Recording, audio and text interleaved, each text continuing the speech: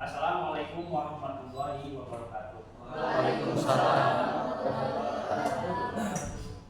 Alhamdulillah kita bisa berkumpul kembali dengan Bapak di mata kuliah Ulumul Hadis. Sebelum perkuliahan hari ini dilaksanakan, mari kita sama-sama membacakan Bismillahirrahmanirrahim. Bismillahirrahmanirrahim. Kayaknya sudah pada masih semangat? Masih. Alhamdulillah.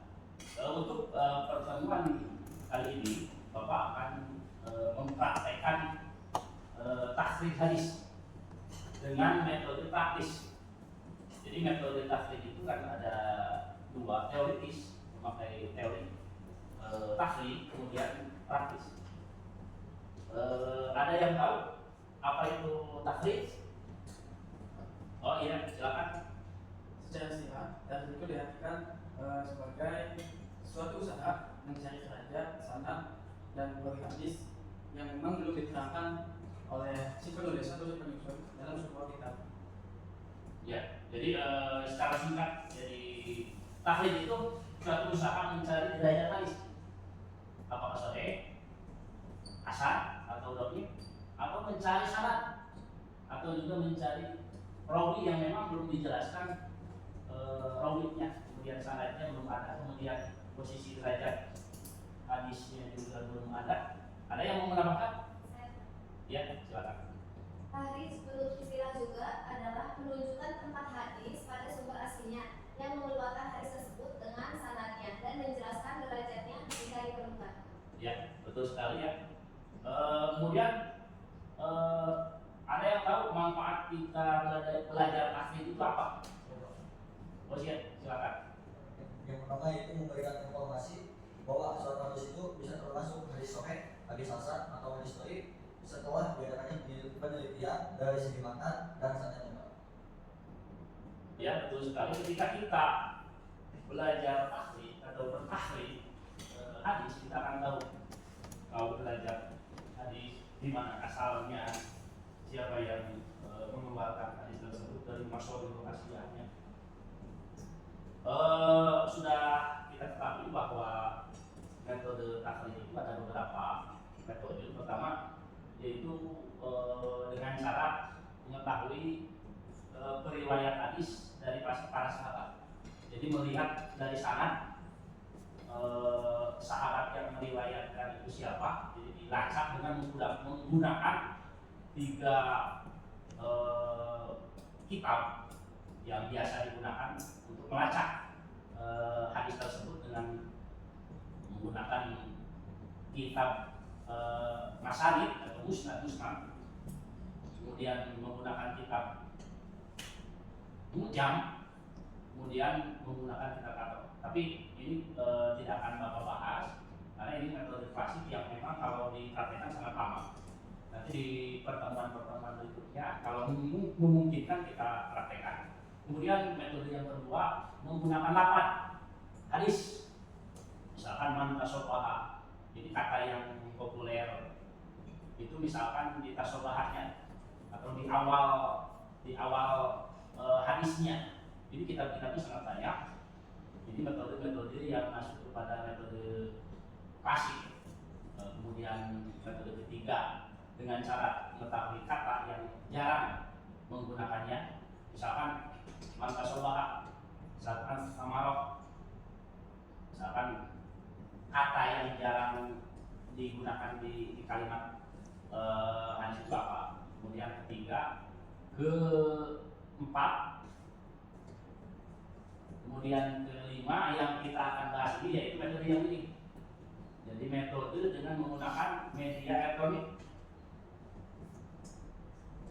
Bisa menggunakan software yang berhubungan dengan hadis, misalkan software untuk Tis'a atau misalkan Maktab Syamilah.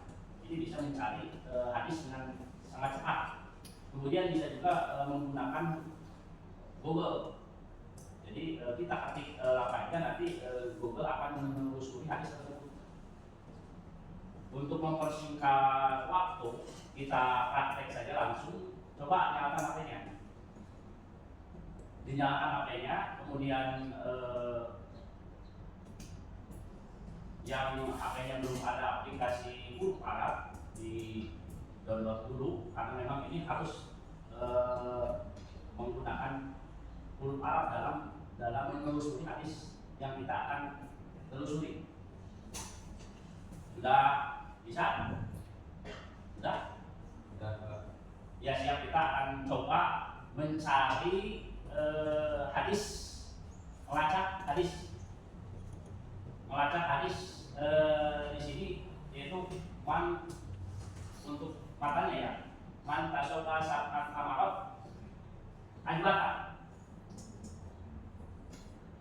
Misalkan ibu-ibu, bapak-bapak atau mahasiswi yang ada di sini, misalkan ada yang mendengar satu hadis dengan tidak menyertakan sanadnya atau rawinya, atau membaca buku yang di buku itu misalkan tidak mencantumkan rawinya, kemudian hadisnya belum tahu kualitas hadis tersebut, kita akan mencoba mentahrirnya dengan menggunakan bantuan Google. Bisa juga menggunakan aplikasi yang berhubungan dengan hadis, misalkan Google Isra atau Maktab Samina. Kita coba saja dengan menggunakan bantuan Google untuk mengetik hadis yang akan kita cari. Man tasobah.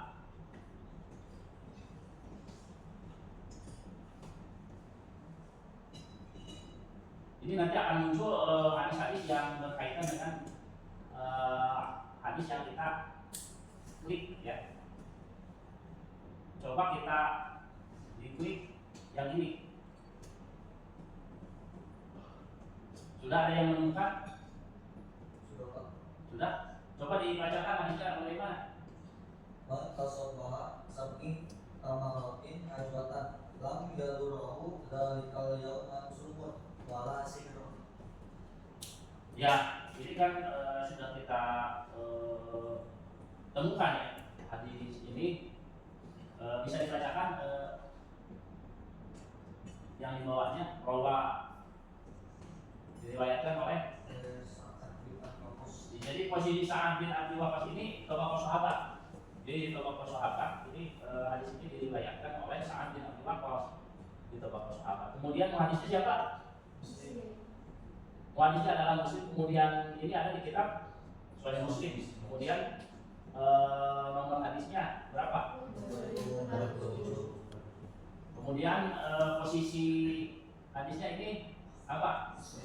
Soalnya jadi bisa kita simpulkan bahwa hadis yang kita cari ini sudah jelas kedudukannya, yaitu hadis sahih. Misalkan kita ingin melacak lagi tentang sanadnya, ingin misalkan yang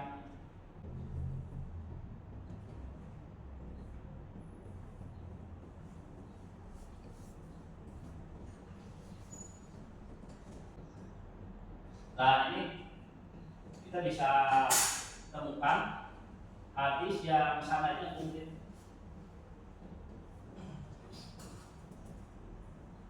ini di bab dawai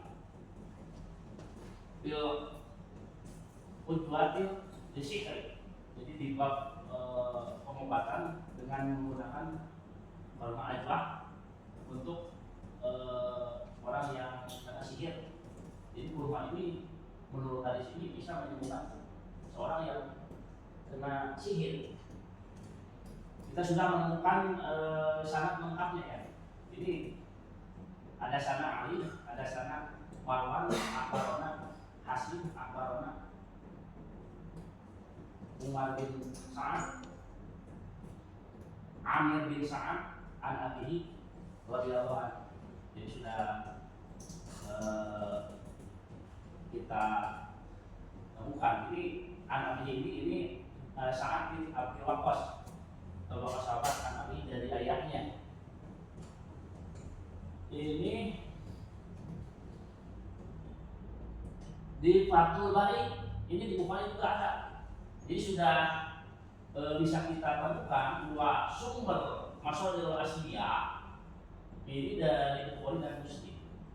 Kita samakan dengan metode klasik atau manual, apakah sama hasilnya dengan praktis ya. Jadi kita lihat di sini. Kalau kita menggunakan metode manual, ini hasilnya akan seperti ini. Kalau kita lihat di kitab Jami' Shaghir, maka rumusnya seperti ini. Jadi hadis ini ada di dua kitab. Pertama, kitab Ahmad bin Hambal, kemudian Bukhari, Muslim, kemudian Abu Dawud. Kemudian kalau kita buka kitab Mu'jam Al-Mufarras, maka hasilnya akan seperti ini. Jadi kita hadis tersebut akan kita temukan di 4 kitab. Pertama Bukhari, kemudian Muslim, kemudian Abu Dawud, kemudian Musnad Ahmad bin Hanbal. Jadi ada kesamaan ketika kita menelusuri di Google, itu kita menemukan hadis tersebut ada di Bukhari, Muslim. Jadi ada di Muslim dan ada di Bukhari juga ada. Jadi sudah bisa kita simpulkan bahwa hadis tersebut adalah hadis sahih. Jadi sangat bisa dipertanggungjawabkannya keabsahannya hadis. Ada di sini ada yang mau bertanya? Enggak? Kalau hadis sudah ditemukan baik rawinya dan sanadnya, kemudian derajat hadis tersebut dinilai dhaif, apakah hadis tersebut masih bisa diamalkan atau tidak? Untuk pertanyaannya sangat bagus ya. Jadi kalau ini kan tidak ada masalah untuk bisa sama orang Al-Quran, ini sudah tidak ada masalah karena hadisnya hadis sahih. Lalu gimana kalau kita itu sudah mentakhir, kemudian ada komentar para ulama yang mengatakan bahwa hadis itu dhaif, apakah masih bisa diamalkan? Menurut jumhur ulama bahwa hadis dhaif itu masih tetap bisa diamalkan, tapi dalam hal fardhu ulama. Tetapi ulama lain mengatakan bahwa boleh-boleh saja kalau memang tidak ada lagi sumber hadis yang lebih kuat dari hadis tersebut dan memang tidak bertentangan dengan logika dan akal kita, itu boleh-boleh saja. Ketika misalkan ada hadis yang saling bertentangan, maka yang kita lakukan itu ada 3 metode yang kita bisa lakukan. Pertama adalah mentarjih. Kalau mentarjih itu harus ada muncul hadis yang lebih kuat, itu yang diyakini. Kemudian yang kedua itu metode al-jamu, jadi mengkompromikan 2 hadis yang memang secara logis itu bertentangan. Yang ketiga itu adalah tawakuf, yaitu mendiamkan hadis sehingga hadis itu jelas posisi hadis tersebut bisa diamalkan atau tidak. Kalau memang belum bisa diamalkan, maka didiamkan saja sehingga hadis tersebut ada kejelasannya. Itu hal-hal yang bisa kita lakukan ketika ada hadis yang secara zahir itu bertentangan. Mungkin untuk praktek mencari hadis dengan menggunakan bantuan Google itu cukup jelas, bisa semuanya. Alhamdulillah. Untuk pertemuan kali ini Bapak cukupkan sekian saja. Kita akhiri perkuliahan ini dengan bacaan Alhamdulillah.